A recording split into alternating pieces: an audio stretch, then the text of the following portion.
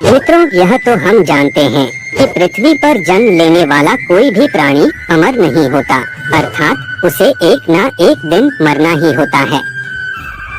लेकिन क्या आप जानते हैं कि मरने के बाद आत्मा का क्या होता है, या मृत्यु के 24 घंटे के बाद आत्मा अपने घर वापस क्यों आती है और वह कितने दिनों तक अपने घर में रहती है? अगर नहीं जानते तो मैं बता दूं कि इन सभी सवालों का जवाब गरुड़ पुराण में विस्तार से बताया गया है। और आज की इस वीडियो में हम आपको यही बताने जा रहे हैं, तो चलिए वीडियो शुरू करते हैं। नमस्कार श्रोताओं, एक बार फिर से आपका हमारे YouTube चैनल में बहुत बहुत स्वागत है। गरुड़ पुराण में बताया गया है, जब किसी की मृत्यु हो जाती है तो यमराज के दूत उसकी आत्मा को अपने साथ यमलोक ले जाते हैं, जहां उसके पुण्य और पाप कर्म का लेखा जोखा किया जाता है। और फिर 24 घंटे के अंदर यमदूत उस प्राणी की आत्मा को वापस उसके घर छोड़ जाते हैं। यमदूत के द्वारा वापस छोड़ जाने के बाद मृतक की आत्मा अपने परिजनों के बीच ही भटकती रहती है और अपने परिजनों को पुकारती रहती है, लेकिन उसकी आवाज कोई नहीं सुनता। यह देख मृतक की आत्मा बेचैन हो जाती है और जोर जोर से चिल्लाने लगती है, तब भी उसकी आवाज को कोई नहीं सुनता। इसके बाद मृतक की आत्मा अपने शरीर में प्रवेश करने की कोशिश करती है, लेकिन यमदूत के पाश में बंधे होने के कारण वह मृत शरीर में प्रवेश नहीं कर पाती है।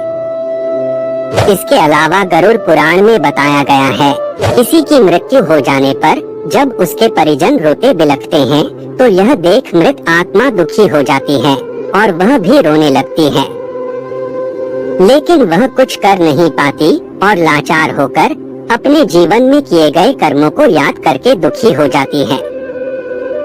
गरुड़ पुराण की माने तो जब यमदूत मृतक की आत्मा को उसके परिजनों के बीच छोड़ जाते हैं तो उसके बाद उस आत्मा में इतना बल नहीं रहता कि वह यमलोक की यात्रा तय कर सके। गरुड़ पुराण के अनुसार किसी भी मनुष्य की मृत्यु के बाद जो 10 दिनों तक पिंडदान किया जाता है, उससे उस मृत आत्मा के विभिन्न अंगों की रचना होती है। और फिर 11वें और 12वें दिन जो पिंडदान किया जाता है, उससे उस मृतक आत्मा की शरीर रूपी मांस और त्वचा का निर्माण होता है। और जब 13वें दिन तेरही की जाती है और मृतक के नाम से जो पिंडदान किया जाता है, उससे ही वह यमलोक तक की यात्रा तय करती है। अर्थात मृत्यु के पश्चात 13 दिनों तक जो मृत आत्मा के नाम से पिंडदान किया जाता है, उसी से आत्मा को मृत्यु लोक से यमलोक तक जाने का बल मिलता है।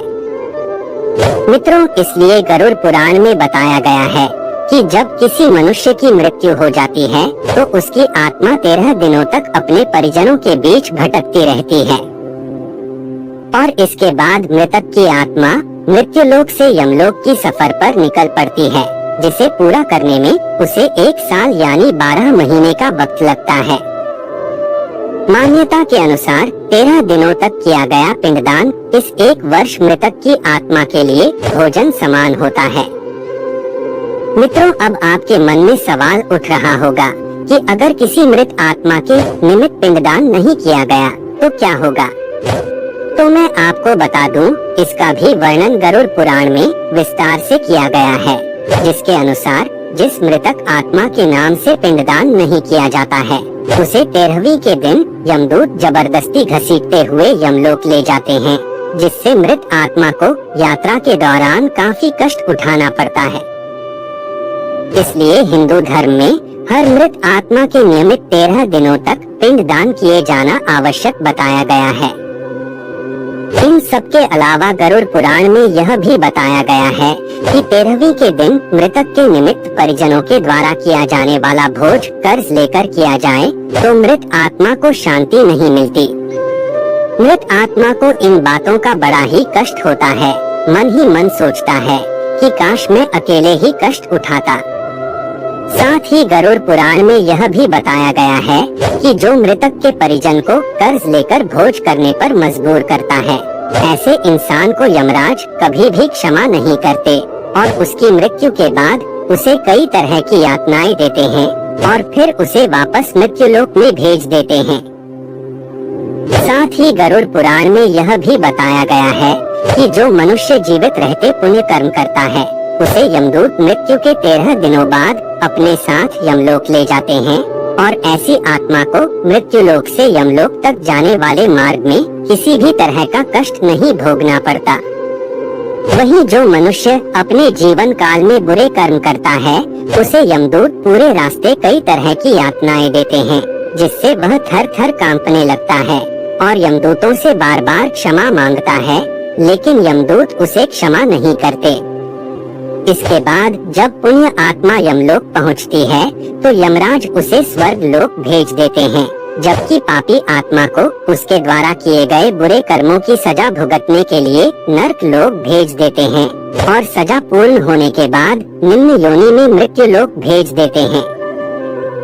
तो मित्रों, उम्मीद करता हूँ कि आपको समझ में आ गया होगा कि आखिर मृत्यु के 24 घंटों के बाद आत्मा अपने घर वापस क्यों आती है। मित्रों, वीडियो अच्छी लगी हो तो लाइक करके हमारे चैनल को सब्सक्राइब कर लीजिए ताकि ऐसे ही सनातन धर्म से जुड़ी जानकारी आप तक पहुंचती रहे।